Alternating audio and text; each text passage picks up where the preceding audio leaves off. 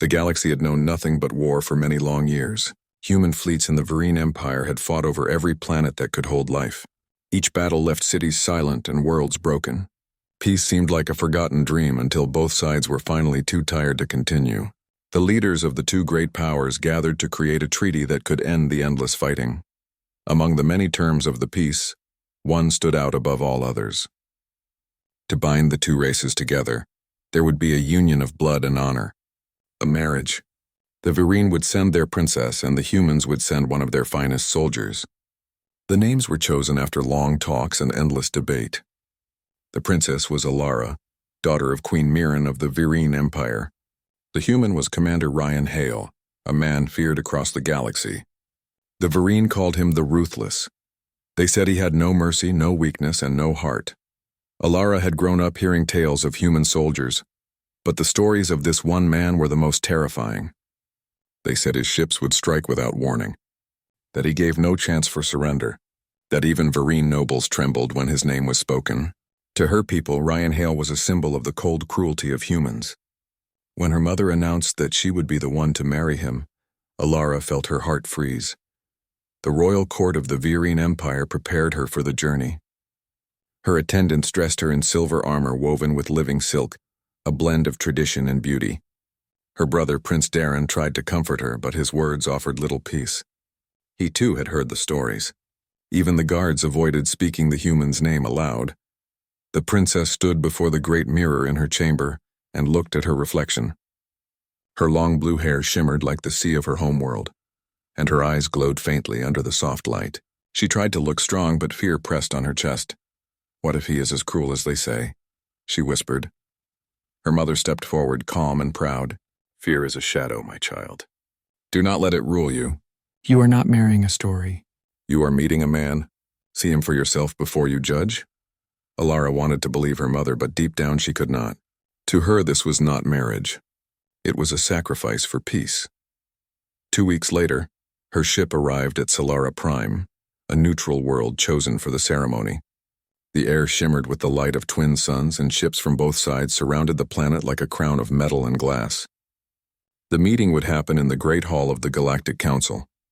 Soldiers, diplomats, and reporters waited for a moment that could shape the future of both species. As the Vereen shuttle touched the landing deck, Alara's hands trembled. She took a deep breath and stepped out, surrounded by her guards. Across the wide platform stood the human delegation. At their front stood Commander Ryan Hale. Alara expected a towering brute dressed in black armor, his face cold and unkind. But the man who waited before her looked nothing like the tales. He was tall, yes, but his face carried a calm strength. His hair was dark, his uniform simple, marked only by the sign of peace between the stars. His eyes were steady, not cruel. When he bowed to her, there was respect in his movement, not arrogance. "Princess Alara of the Vereen Empire," he said, his voice deep but steady. "It is an honor to meet you. I hope this day marks the start of something better than war." Alara could not answer at first. She studied his face, trying to find the monster she had imagined. His gaze was calm, his tone polite. There was no sign of hate. She finally nodded slightly. "Commander Ryan Hale, I trust you seek peace as we do." "I do," he said. "More than you may believe." The ceremony began under the bright light of the council chamber. Representatives from both sides stood as witnesses. Alara walked beside Ryan, every step heavy with fear and doubt. When they reached the center of the hall, a silver table stood between them. Upon it rested the treaty scroll, sealed with the marks of both governments. Ryan placed his hand on the document first, then Alara followed. The council leader spoke, his voice echoing across the chamber. "Let this union be the bond that ends the fires of war. Let these two souls stand as proof that peace between our peoples is possible." The crowd was silent as the treaty seal was activated. The war was officially over. Yet for Alara, peace did not come so easily. After the ceremony, she found herself walking beside Ryan through the long corridors of the station. The air was quiet except for the hum of distant engines. She tried to keep her distance, unsure of what to say. Ryan seemed to notice. "You do not have to fear me," he said gently. "I do not fear you." She lied, her voice tight. He gave a small smile. "You do, it is written on your face. But I do not blame you. My people have told stories about your kind, too. We were both taught to fear what we do not know.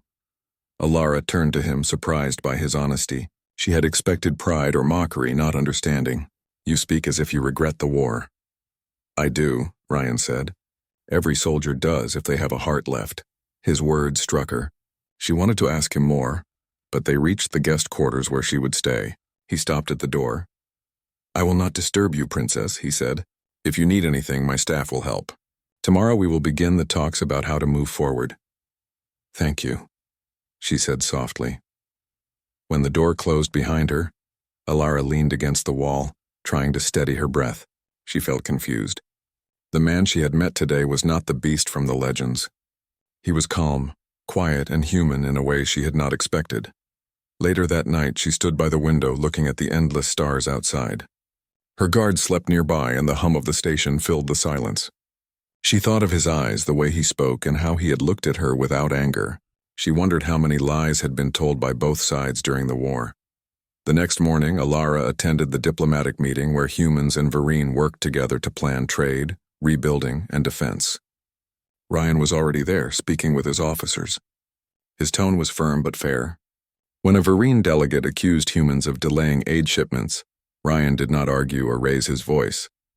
He simply opened his records, showing proof that the supplies had been sent and received. Alara watched him carefully. There was a sense of control and balance in how he handled every issue. When the meeting ended, she approached him. You do not lead as I expected, she said. He looked at her with curiosity. How did you expect me to lead? Like a soldier who wins by fear. Ryan nodded slowly. Fear wins battles. It does not build peace. For a moment they stood in silence. Alara felt her doubts growing weaker. Perhaps her mother had been right. She was not marrying a story. She was meeting a man who had lived through war and carried its scars in silence. That night, she walked through the quiet halls of the station again.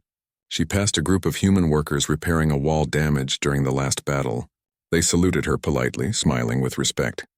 She had expected coldness from them, but their warmth surprised her. In that moment, Alara began to wonder if the ruthless human commander was not the only one misunderstood. Maybe her people too had been blind to the truth. As the stars outside the window shimmered softly, the princess realized something new was beginning. Not just a treaty or a marriage, but a fragile bridge of trust between two worlds that had only known hate. And though fear still lingered in her heart, it no longer ruled her. She would see the truth with her own eyes. She would find out who Ryan Hale truly was. The days after the treaty ceremony passed in quiet tension. The halls of the Solara Prime Station were filled with soldiers, diplomats, and workers from both sides. It was the first time humans and Vereen had lived and worked together in one place. There were no shots fired, no ships in pursuit, yet peace still felt fragile. A single misunderstanding could turn everything to chaos again. Princess Alara tried to stay composed, but inside she still felt uneasy. The stories she had heard about Commander Ryan Hale were hard to forget. Even though he had shown her nothing but respect, she could not fully trust her feelings. She told herself that his politeness might be an act. Perhaps he was only waiting until the treaty was fully secured before revealing his true nature. The thought made her restless. That morning, the first joint council meeting was scheduled. Alara entered the large conference hall where banners of both empires hung side by side. Ryan was already there, speaking with a group of human officers. He turned when she arrived, his expression calm, his eyes sharp yet steady. "Good morning, Princess," he said. "I hope you rested well." "I did," she replied, though her voice was uncertain. They took their seats beside one another. On the table lay holographic charts of damaged colonies and resource routes. The humans and Vereen began discussing trade routes, supply exchanges, and the rebuilding of shared worlds. Alara listened carefully as Ryan spoke. His tone was firm but not cold. He made decisions with reason, not pride. When a disagreement rose between two sides, he did not shout or threaten. He listened, then explained his view with clear logic until both sides found common ground. She noticed something else too. Every time a human officer became impatient, Ryan would glance at them and they would immediately calm down. It was not fear that made them obey. It was respect. After the meeting ended, Alara walked with Ryan through the glass corridor that overlooked the shining planet below. The light of the twin suns filled the hallway with soft gold. For a while, they walked in silence. Finally, Alara spoke. "You lead your people differently than I expected," she said. Ryan looked at her curiously. "And how did you expect me to lead?" "Like a man who has known only war," she said quietly. "Like someone who rules through power." He nodded slowly. "War changes people, Princess. But power without purpose only destroys. My goal was never to conquer the Virene. It was to stop the fighting before it burned every world." Alara hesitated. "If that was true, then why do my people call you ruthless?" Ryan stopped and looked out the window. "Because sometimes peace requires hard choices. I never enjoyed battle, but there were times when I had to act quickly to save civilians, even if it meant breaking orders. Many didn't understand my decisions, so they gave me a name that sounded cruel. I accepted it if it meant lives were spared." Alara studied him carefully. His words carried no pride. There was a quiet sadness behind them. For the first time, she began to wonder how much pain he had carried behind his calm face. They reached the end of the corridor, where the observation deck opened into a wide view of the stars. Alara stood beside him, watching the endless field of light. "You seem tired of war," she said. "I am," he admitted. "Every soldier who has seen enough death becomes tired. I want this treaty to work, not because it makes me look strong, but because I don't want another generation to grow up in fear." She turned to him slowly. "Then perhaps we are not so different." For a brief moment, their eyes met. It was not a moment of romance, but of recognition. Two people who had been enemies were beginning to see one another as something more than symbols of their nations. Over the next few days, Alara began to see more of Ryan's true nature. He often visited the medbay to check on injured soldiers from both sides. He never acted superior or distant. He spoke with mechanics, engineers, and even the cleaning crew as if they were equals. When he passed through the halls, humans greeted him with respect, and Virene guards watched him with curiosity rather than hate. One afternoon, Alara decided to walk through the lower decks of the station. Her guards followed at a distance. She wanted to see how humans lived and worked. The air smelled faintly of metal and coolant. Voices echoed through the corridors. She saw human engineers repairing power conduits, laughing and working together. When they saw her, they stopped and bowed politely. "Your Highness," one of them said, "Commander Hale told us to make sure your quarters have everything you need." Alara nodded in surprise. "He said that?" "Yes, ma'am. He also told us to make sure the Virene staff are treated fairly." She thanked them and continued her walk. The more she saw, the more the image of the ruthless commander faded from her mind. Instead, she saw a man who carried responsibility with quiet strength. That evening during dinner, Ryan and Alara were seated at the same table with other officers. The room was filled with low conversation and the sound of soft music. A Virene diplomat began to speak about the past war, describing how human soldiers had destroyed entire cities. Ryan listened silently, then spoke in a steady tone. "Many cities were lost," he said, "but not all by human hands. Both sides did terrible things. I have seen Virene ships burn colonies, and I have seen humans do the same. The question now is not who was worse, but who is willing to make sure it never happens again." The diplomat fell silent. Alara noticed how Ryan's voice carried no anger, only truth. It silenced the room, not with threat but with honesty. After the dinner ended, Alara followed him outside onto the quiet balcony. Stars stretched across the sky like silver dust. "You speak with such calm," she said. "Even when others accuse you." Ryan smiled faintly. "Arguing never builds peace. Listening does. I learned that the hard way." "What do you mean?" He looked into the distance. "I once commanded a fleet near the edge of Virene space. There was a colony under attack. My orders were to strike immediately, but our sensors showed civilians trapped on the ground. I disobeyed direct orders to save them. When we returned, I was punished, but those people lived. Some of them were Virene. That is when they began to call me ruthless. I suppose mercy looked like madness during war." Alara stood silent, unsure how to respond. The story sounded nothing like the tales she had been told. The man before her was not a monster. He was a soldier burdened by choices that others never understood. That night she could not sleep. She sat near the window thinking about everything he had said. For the first time, she wondered if humans and Virene had both been victims of lies spread by those who wanted the war to continue. The thought unsettled her but also gave her hope. The next morning she found herself walking into the training deck where soldiers practiced drills together. To her surprise, Ryan was there, training with both human and Virene troops. He moved with calm precision, never showing anger or superiority. When a young Vereen guard hesitated during a sparring exercise, Ryan stepped forward and showed him how to hold his stance correctly. "Balance," he said. "It is not about power. It is about control." Alara watched from the edge of the deck. The human commander who was once the face of fear now stood among her people, teaching them like a mentor. She felt something inside her shift. Later, as they walked back through the corridor, she finally spoke. "You could have stayed on your own ship, yet you train with my guards." "Why?" Ryan glanced at her with a calm smile. "Because peace means learning to trust, and trust begins with standing beside each other, not above." Alara looked at him for a long moment. "I think I begin to understand you, Commander." "I hope so," he said. "Understanding is the first step to real peace." When they reached her chamber door, Alara turned to face him once more. "You are not what I expected. My people called you ruthless, but I see something else now." Ryan's expression softened. "Sometimes the truth hides behind the easiest story. I am not proud of all I have done, but I try to live with it." As he walked away, Alara watched him disappear down the long corridor. Her heart was no longer filled with fear. Instead, she felt curiosity and respect. The stories she had grown up with were fading into shadows. In their place stood the image of a man who carried both strength and sorrow, a man who had been misunderstood by the galaxy. She realized that perhaps the path to peace was not written in treaties or grand speeches, but in quiet understanding between two people who chose to see beyond old hatred, and though the journey between them had just begun, Alara felt the first spark of something stronger than fear: hope. The peace between humans and Vereen seemed to grow stronger each day on Solara Prime. Meetings continued, trade routes reopened, and both sides began to rebuild what war had destroyed.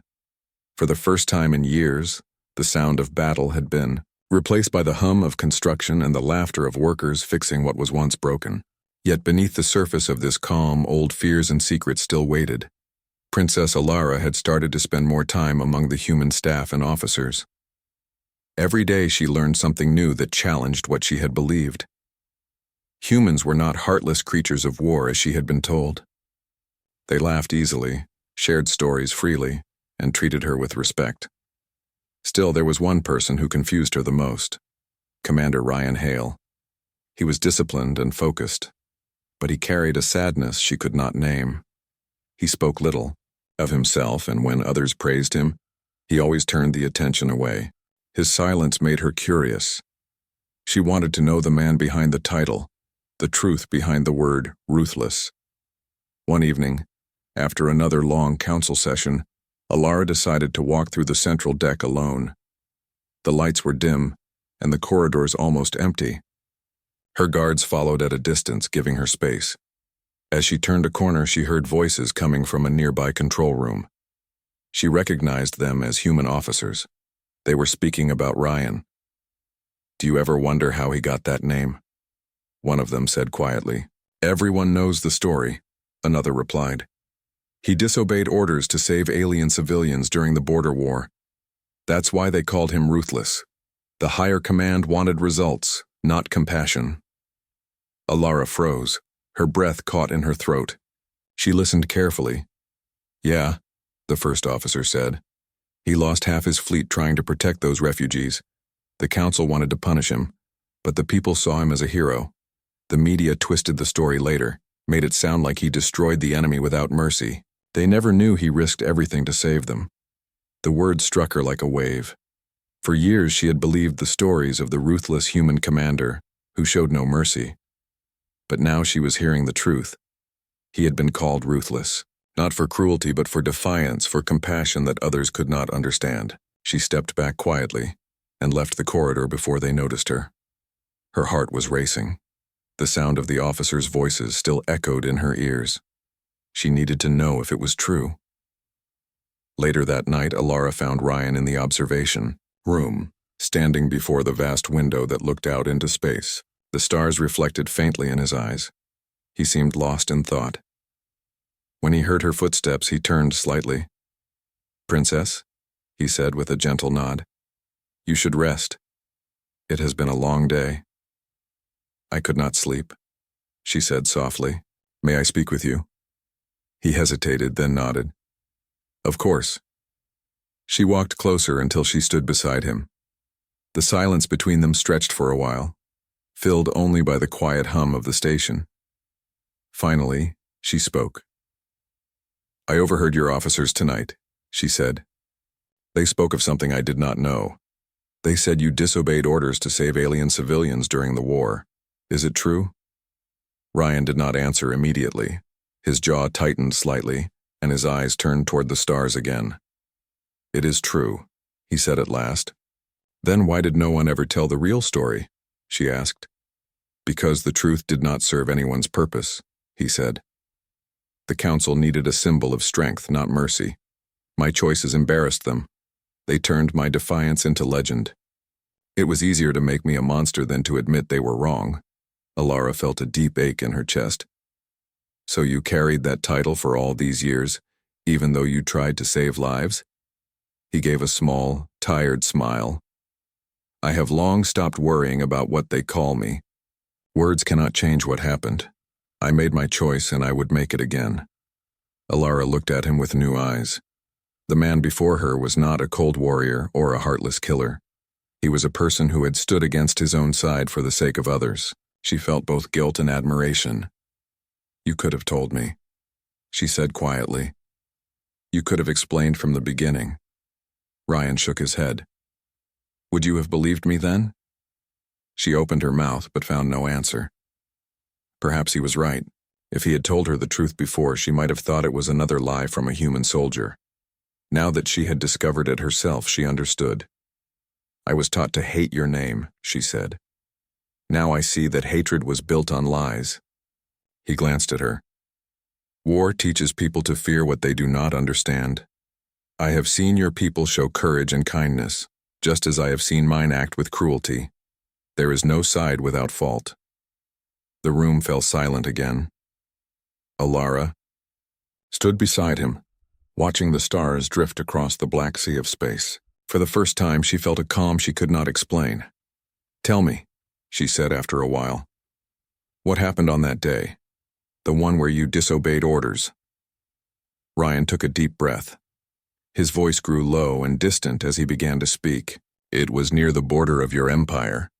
Our sensors picked up an enemy ship cluster. My orders were to strike immediately and retreat before reinforcements arrived. But we found a transport filled with civilians caught between the lines.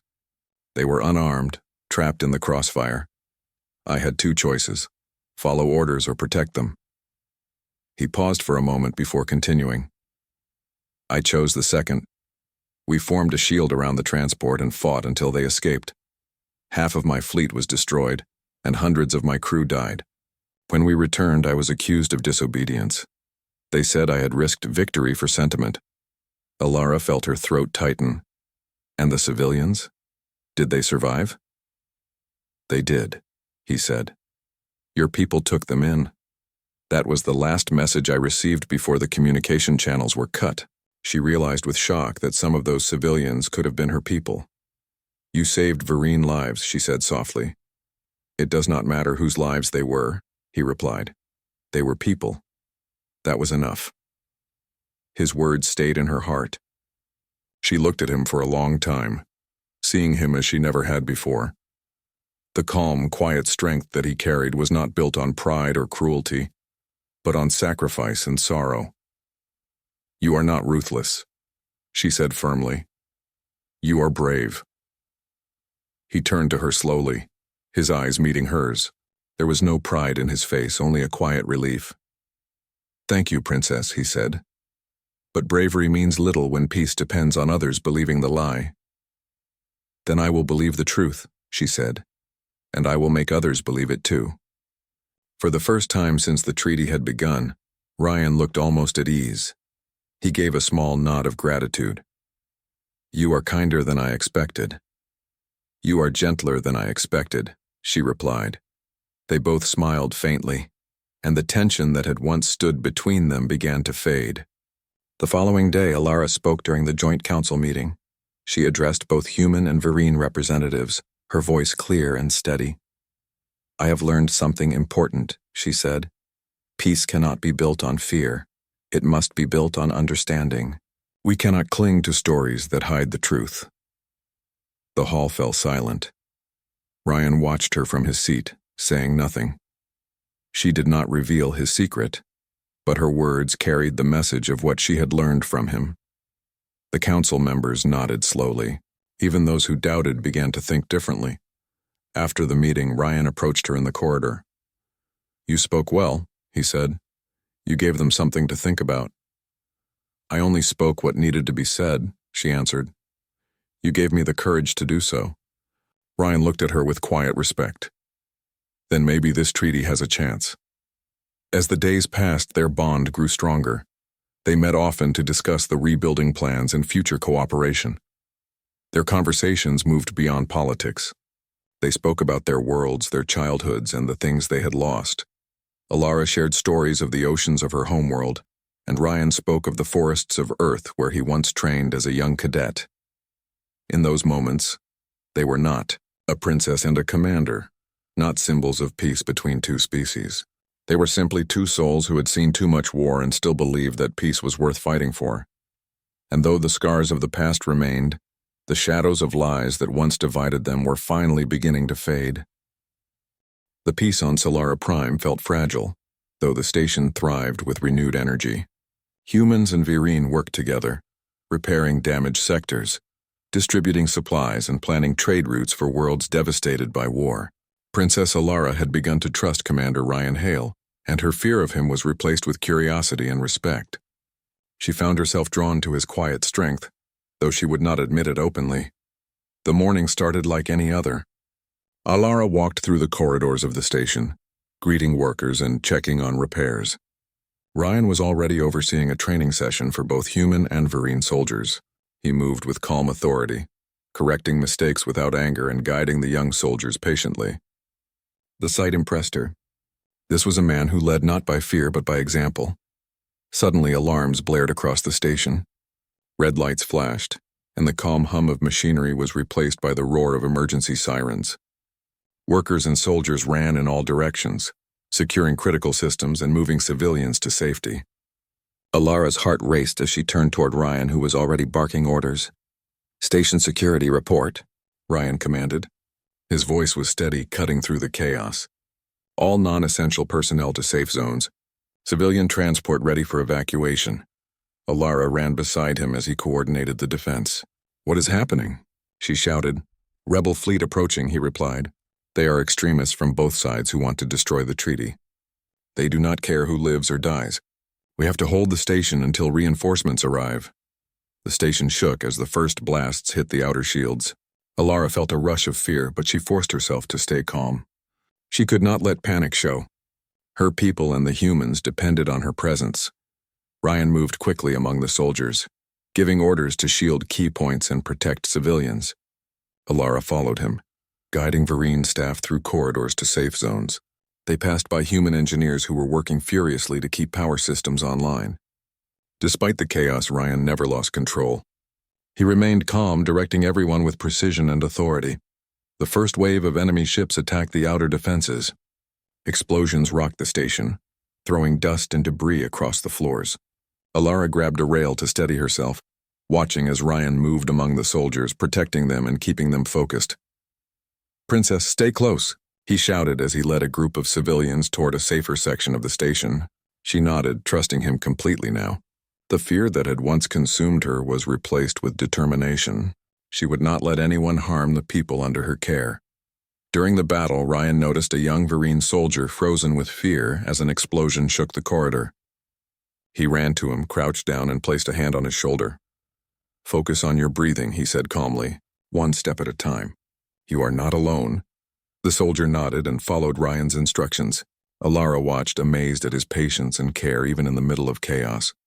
The man the legends called ruthless was saving lives with a gentle hand. The enemy fleet continued to attack, and several sections of the station were breached. Ryan directed teams to hold the lines and prevent further destruction. At one point, a sudden blast threw him against a wall. Alara screamed and ran to him, but he waved her back. "I'm fine," he said, though he was clearly injured. "Go with the civilians. I will hold them off." Alara's heart pounded as she insisted. "You cannot stay here alone." "I will not let anyone die because I hesitated," he replied firmly. "Now go!" Tears filled her eyes as she helped him up and guided him toward a safer area. Even though he was hurt, he continued to issue orders, directing the defense with unwavering focus.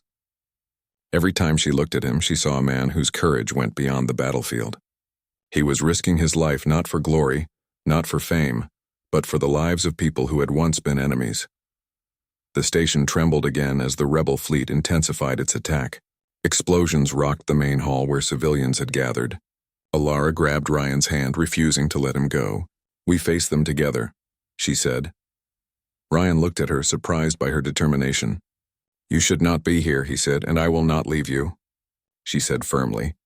They fought side by side, guiding groups of humans and Vereen to safety while the station's defenses held as best they could. Ryan blocked debris from falling on workers and shielded children from stray blasts. Alara moved quickly, helping him where she could. The battle was fierce, but their teamwork inspired the soldiers around them. Fear began to turn into courage. Hours passed like minutes. The rebel fleet continued to attack. But the unity of humans and Vereen inside the station proved stronger than the outsiders had expected. Ryan never faltered. He moved calmly, giving instructions, saving lives, and keeping the fighting focused on protecting the station rather than destruction. Alara, beside him every step of the way, realized something she had not understood before. True strength was not about winning battles or defeating enemies. It was about protecting those who could not protect themselves. At one critical moment, a large explosion near the main hall sent shards of metal flying through the air. Ryan pushed Alara aside just as a piece of debris hit him. She rushed to him, tears blurring her vision. He was injured, bleeding, but he continued to stand, giving orders to save the civilians trapped nearby. "Commander, you need help," Alara cried. "I am fine," he said, his voice steady despite the blood on his uniform. "Help the people. That is what matters." She could not leave him. She took his arm and guided him through the chaos, ignoring the alarms, sparks, and falling debris.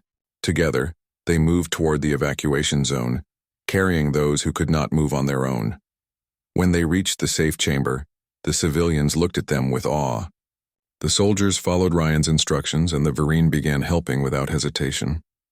For the first time, Alara truly understood the man beside her. This was the human they had all feared, the commander whose name carried a shadow across the galaxy. Yet here, in the midst of fire and fear, he was a protector, a shield, a calm center of courage. Alara knelt beside him as medics arrived. They quickly treated his wounds, but he refused to rest until every civilian had been evacuated. "Go check on the others," he said to her. "I will be fine." "No," she said firmly. "You are not leaving here without me." He looked at her, and for the first time there was a faint smile. "Then stay with me," he said quietly. The battle continued for hours, but eventually the rebel fleet retreated, realizing that they could not break the station's defenses. The damage was significant, but the lives saved were far more important. Humans and Vereen alike had witnessed the courage of the commander and the princess, and stories of their bravery would spread quickly across both empires. When the alarms finally ceased, Alara and Ryan stood together on the observation deck, looking out at the stars once more. The station had survived. The civilians were safe, and though the scars of battle remained, there was hope in their hearts. Ryan turned to her, his expression weary but calm. "You were brave today," he said. "So were you," she replied, her voice steady. "I have never seen anyone like you before." He shook his head. "I only did what I had to do. Anyone else would have tried the same." "No," she said softly. "Not anyone else. You risked yourself when it was not necessary. That is what makes you different." For the first time, Ryan allowed himself to relax. He did not need to hide behind the mask of command. Here, in the quiet aftermath of chaos, he could simply be himself. Alara reached out and touched his hand, a silent gesture of trust and understanding. "You are not the ruthless man my people feared," she said. "You are someone greater." Ryan's eyes softened. "Thank you, Princess," he said quietly. "That means more than you know." Alara looked out at the stars, then back at him. The battle had shown her the truth she had been searching for. The man called ruthless was not cruel. He was brave, compassionate, and true to his own sense of justice. He had risked everything for life, not for glory. And in that moment she realized something else. The first spark of something deeper had begun to grow, a bond built on respect, understanding, and trust. The galaxy had known war for decades, But on this quiet station above a neutral world, a new story was being written, a story of hope, courage, and the first steps toward true peace. And in that story, Princess Alara and Commander Ryan Hale were no longer symbols of their races. They were two people who had seen the truth behind fear and had chosen to stand together.